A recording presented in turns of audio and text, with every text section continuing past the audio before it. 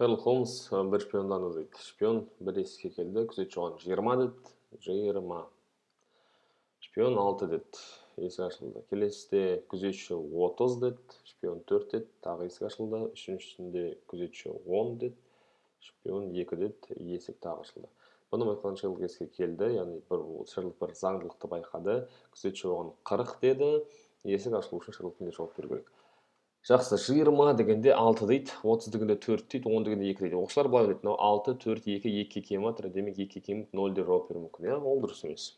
Неліктен шпион 6 деді? 20 дегенде 6 деді, себебі әріптерін санаңыз. 20-да 1, 2, 3, 4, 5, 6 әріп бар екен. 30 дегенде 4 деді, 30-ның әріптерін санаңыз. 1, 2, 3, 4 әріп бар екен.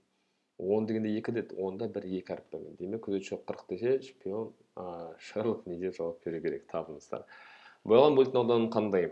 Яғни бұл жерде біз бір формула жұмыстаймыз. S-тен болады πr квадрат. Ол дегеніміз дөңгелектің ауданы радиусы бойынша табу болады. Мына боялған жерлердің ауданын табу үшін қалай жұмыстаймыз? Ең бірінші ең үлкен дөңгелектің ауданын табамыз. πr квадрат дегеніміз 30-дан араға қоямыз, 30-да квадраттаймыз. 900 π болады. 900 π деген сөз ең үлкен дөңгелектің ауданы. Егер толығымен боялып тұрса, бірақ ол 3 бөлікке бөлінген. Бірдей 3 бөлікке, бір бөлік, 2 бөлік, мынау 3-ші бөлік. Сондықтан мен оны 3-ке бөлемін. Сол кезде менде мынандай жердің ауданы шығады. Былай болса, міне Мерседестің таңбасымен бөлетін болсақ, мен мынандай жердің ауданы толығымен боялған толық аудан шығады. Осындай аудан шығады. Яғни ол еквастан не? Ол 300 π. Жақсы. Бірінші нәрсе табылды. Енді мен дәл осындай принцип бойынша екінші дөңгелектің ауданын табамын. Орташа дөңгелек.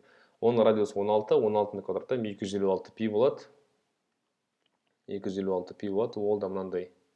Мына жерін табу үшін сол шыққан 256 π-ді 256 ол 16-ны квадраттағына пайдалансын. 3-ке бөлем. Мынандай өрнек шығады. Және ең соңғы кішкентай дөңгелектің ауданын табам, ол жай ғана дөңгелектің ауданын табам. Оның радиусы 7 болса, 7-ні квадраттайым 49 π болады. Енді қараңыз. Мен не істеймін? Мен мынадан 300 π-дан азайту керекпін мынаның ауданын. Жоқ, мен 300 π-дан азайту керекпін толық 256 π-ді. 256 π-ді. Неліктен? Себебі 300 π деген мынау толығымен 3-тен 1 бөлігі боялған, ал оның ішінде мына ортаншы дөңгелекті алып тастасам, сол кезде мына жерлер шығады. Мына жер және мына жер шығады. Осы үшеуінің қосы шығады, егер ортасын алып тастасам. Яғни ол шығады 44 π. Сол шыққан 44 π-дан осы 44 π қосам, мына үштікті. Бірақ мына үштікті табу үшін мен ортаңғысынан мына жерді азайтып тастау керек. Мына 49 π-ді азайтып аласыз. Сол шыққан санға мынаны апарып қосасыз. Сол кезде сізде жауап шығады. Естіп көріңіз, пи-ді ашпаңыз, пи болып қала берді, себебі жауаптардың барлығы пи сол күйінде қалған. 143-ші есепте 3 бұрыштарды санау керек. Бірінші кішкентайларын санаңыз. Кішкентай 3 бұрыштарды санаңыз. Мынандай 1, 2, 3, 4. Сосын мынандай 3 бұрыш санаңыз сондай. Сондайдың 4-еуінен тұратын 3 бұрыш санаңыз. 4 кішкентай 3 бұрыштан тұратын 3 бұрыш санаңыз. Мынандайлар, мыналар. Кейін осындайдың 4-еуінен тұратын санаңыз. Мынандайларды санаңыз. 2, 3, 4. Сосын ең үлкен санаңыз, барлығын қосып шығыңыз.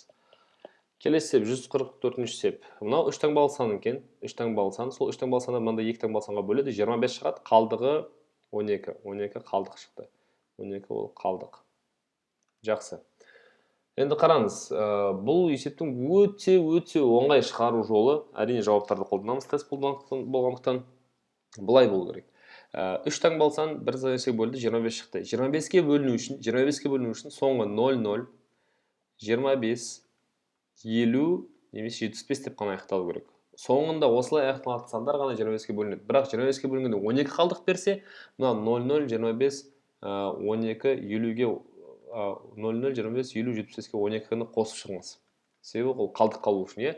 Егер 0, 0, 25, 50, 75 деп аяқталса, ол сан 25-ке бөлінеді, ал 12 қалдық беру үшін оған 12 қосыңыз. Сол кезде ол 12 деп аяқталу керек, 0-0-ға 12 қосаңыз, 12 деп аяқталу керек, 25-ке 12 қосаңыз, 37 деп аяқталу керек, 50-ге 12 қосаңыз, 62 деп аяқталу керек, 75-ке 12 қосаңыз, 87 деп аяқталу керек. Қайсысы аяқталады осындай? Міне мынарда бар 37 деп аяқталатын. Демек, мына үштік ол 937 болу керек.